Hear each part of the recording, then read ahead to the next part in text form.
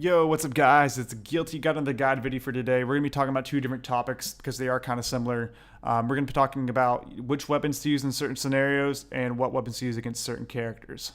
So the latter one's pretty simple, so we're going to be talking about the first one first, which is what weapons to use in certain scenarios. So when you're going to a fight, you always want to try to pick the most consistent weapon damage. So that doesn't necessarily mean what the highest damage weapon is. So for example, you could be, strafing in front of someone, you could hit back-to-back 6 rails, and yeah, it technically killed him.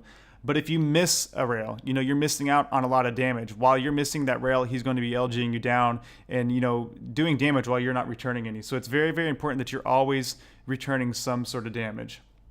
So that being said, let's talk about some of the scenarios where certain weapons are better than others. So obviously the LG is very, very good as long as you can keep your crosshair on someone. So the scenarios that are going to be really good for LG are the scenarios where it's easiest to keep your crosshair on someone.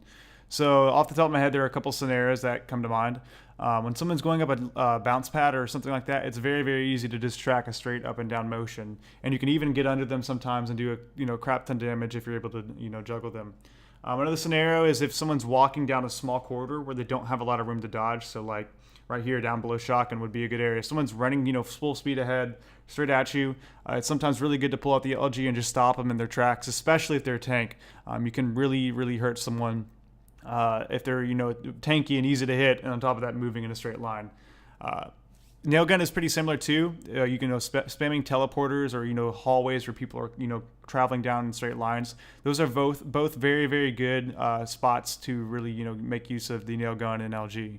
Another good weapon to use in close corridors when people don't have a lot of room to dodge is obviously the rocket. It's pretty easy to get a random direct, and it's also really, really easy to track someone strafe when they don't have a lot of room to move around. So that covers 2 out of 3 of the main weapons. Obviously, the only one we haven't covered is the railgun, which is obviously really dependent on the player. So some players are more, rail heavy than others. I used to be more of a rail heavy player. I'm not so much anymore. But the railgun is really good if you have good aim.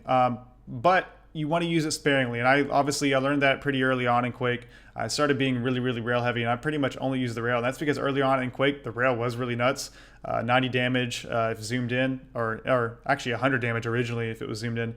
So I really kind of gravitated towards the rail, being, generally playing the sniper kind of class in most games, and, just gravitating towards those weapons in general when I played games. But that being said, you do want to use the railgun sparingly, because obviously if you're up close and you miss a shot like I talked about earlier, it's very, very easy to get punished and very, very easy to die when you're not giving any damage in return. So primarily the way you want to use railgun is when someone's running away, or if you're holding some kind of angle. So like down this hallway somewhere long range where you're not going to really take any kind of damage in return. And the reason you want to stick to using the railgun in scenarios where you're not going to take a lot of damage in return is because if you miss, that's like 3 seconds where you could have done damage with a different weapon. So say, for example, I'm close up and I have the railgun out and I miss a railgun and someone hits me with a crap ton of, rocket damage or LG damage. I missed out on possibly 3 seconds that I could have, evened the stacks if I just, use a different weapon. I don't have to go for the flashy play. I don't have to go for, the play where I hit an 80, back-to-back 80 damage rails. It just doesn't make sense. There are more consistent and more smarter ways to play the game.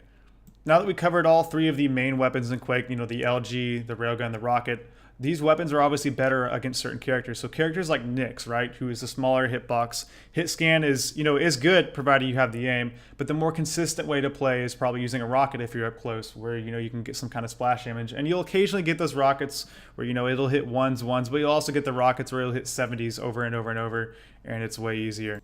So generally, if you're close up, you want to stick to using rockets against smaller characters like Nyx, Anarchy, and Slash. But against bigger characters, you can almost pretty much use anything.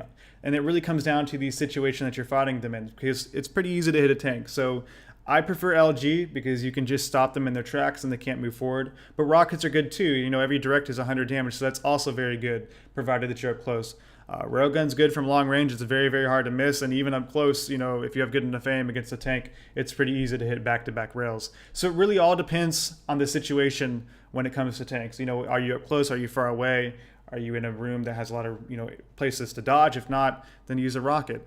It really depends on your personal preference against tank. Now, medium characters, it kind of goes the same for that. Medium characters are pretty easy to hit for me. I would shy away from the rail, but I would stick to LG and rockets because it's still very, very easy to hit. But just once you get to those 2 weapons, I'm talking about up close scenarios. You just look at the surroundings. Is there a lot of room to dodge? If so, use the LG. If you're up close and there's not a lot of room to dodge, use the rockets. But anyway, guys, I hope you enjoyed the videos. I'm going to be breaking down the 2 new maps that they just released. Hopefully you guys will enjoy those. I don't know if I'll get to Sacrifice because it is a little bit more complicated to do that. But I will do the general overview of like the deathmatch TDM kind of maps and, show you where all the weapons are and kind of showing where the power positions and kind of where to position yourself around the map. But anyway, guys, hope you enjoyed the video and I will catch you in the next one. Peace.